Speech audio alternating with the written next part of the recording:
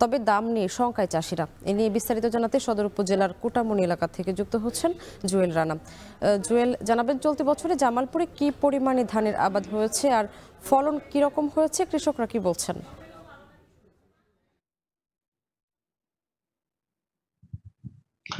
সামনে জামালপুরের চলতি এই রূপা আমন ধান মৌসুমে ১,১৯,০০০ হেক্টর জমিতে রূপা আমন ধান চাষ হয়েছে। ইতিমধ্যে ধান কাটা এবং মাড়াইয়ের কার্যক্রম চলছে। তবে বলা চলে নতুন ধানও বাজারে আসতে শুরু করছে।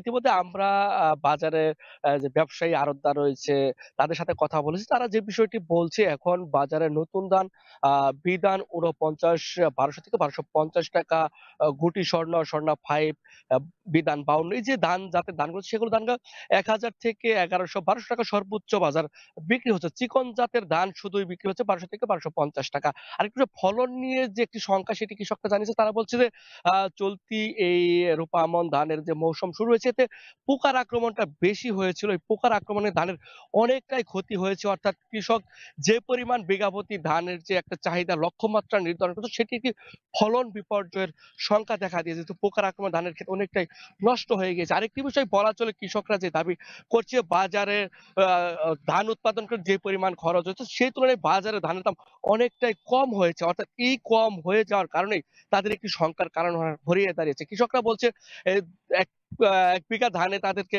১৮ থেকে ২০,০০০ টাকা খরচ হচ্ছে। সেই তুলনায় ১৫ থেকে ১৬-১৭ মণ ধান তারা পাচ্ছে। এই ধান দিয়ে তাদের খরচ মেকআপ করে পরবর্তী আরেকটি ফসল উৎপাদন করতে যাওয়া তাদের একটি দুরূহ ব্যাপার। অনেকেই গ্রামের যারা কৃষক রয়েছে, প্রান্তিক পর্যায়ে যারা কৃষক রয়েছে, তারা অনেকটা ধার দেনা করেই এই ধান রোপণ করেছিল। ধান এখন কাটা মারার কাজ করছে। তারা বলছে যে বাজারে ধানের দাম যদি ১৪০০ থেকে ১৫০০, পকার ভেতর ১৬০০ টাকা পর্যন্ত করা হয়, তাহলে কৃষকরা তাদের ধার দেনা শোধ করে কিছুটা লাভের মুখ দেখবে। তবে ব্যবসায়ীরা বলছে, যেহেতু নতুন ধান মাত্র আসতে শুরু করেছে, অর্থাৎ সামনে ধানের দাম কিছুটা বাড়বে। আরেকটা বিষয় বলল, জামালপুরে কৃষি বিভাগের তথ্য মতে এখন মাঠে প্রায় ৪০ থেকে ৫০% ধান কাটা মারাই চলছে। সব মিলে পুরোদমে শুরু ধানের দাম কিছুটা বাড়তে পারে বলে ব্যবসায়ী জানিয়েছে।